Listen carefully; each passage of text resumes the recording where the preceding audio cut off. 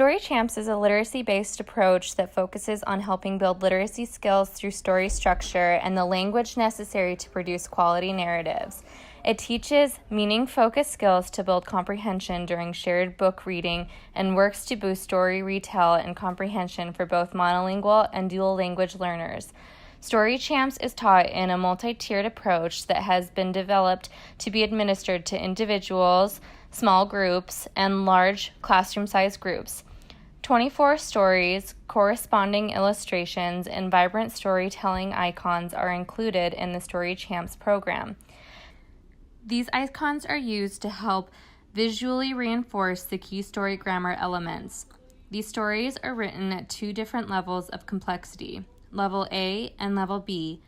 These levels include a main character, a problem, the character's feelings about the problem, an attempt to solve the problem, a corresponding results from the attempt to solve the problem, and an ending.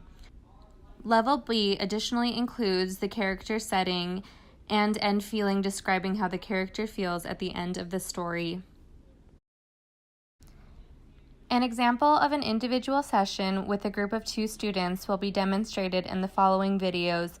Level A, the hurt story in the individual and small group intervention kit has been chosen. The story card suggests targets for story structure, linguistic, and vocabulary skills to be expanded upon. Individual sessions include 5 different steps. Step 1 models the story. During this step, interventionalist models the story with pictures for the students while pausing at each main structural element to attach the corresponding story grammar icon to label it. All right, I am going to read you a story and I want you to listen. One day, John was riding his bike down the street because it was his favorite thing to do. The character in our story is John. He rode his bike and he accidentally crashed into a rock. The problem in our story is that John accidentally crashed into a rock. John cut his knee. He was sad because his cut hurt. John was feeling sad. Then John ran home and said to his mom, "I need a bandage." She put a Band-Aid on his cut. He fixed his problem with a Band-Aid. After he got a Band-Aid, John's knee felt better. At the end of the story, John felt better. Step 2, the team retells the story. Students will be randomly assigned icons and will together retell the story, each describing their part based off of the icon they chose. Now it is your turn to tell the story. Who has the character one? I do. All right, you will start off the story. Okay. John is our character. He's riding his bike. Good. Who has the problem? I have the problem. All right, you will go next. John hit a rock and fell and hurt himself. Good. All right. Who has the feeling? I have the feeling. All right, you go next. John was feeling sad. Good. John was feeling sad. All right. Who has the action? I have the action. All right. What was the action in our story?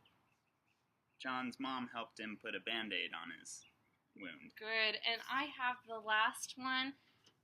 After John put on his Band-Aid, he was feeling better.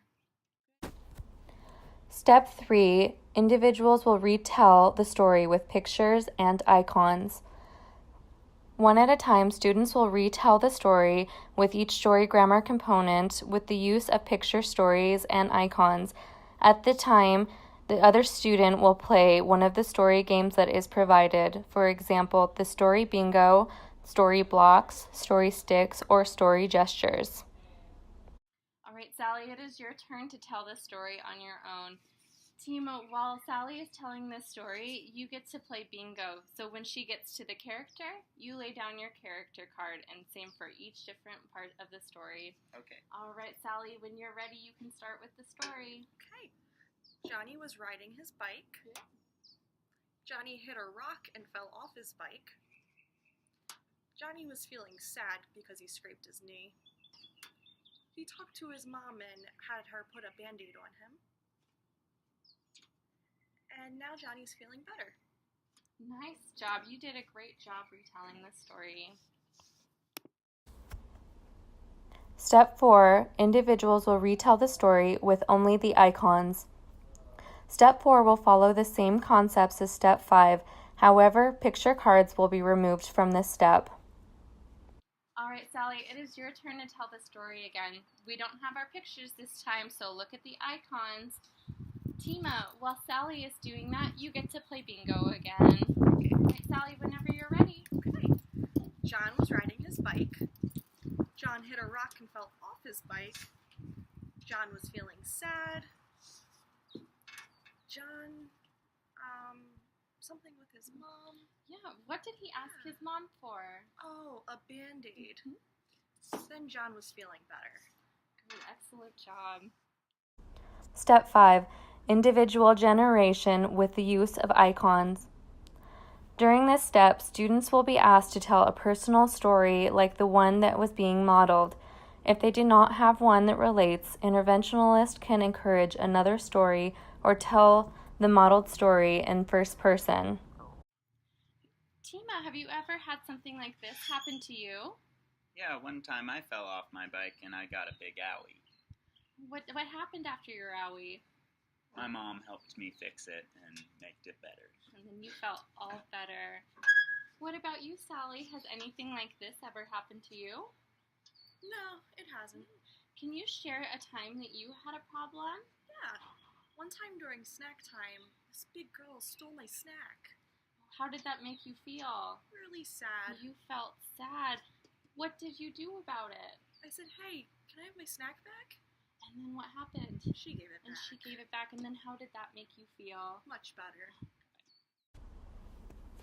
Step 6, individual generation without visual support.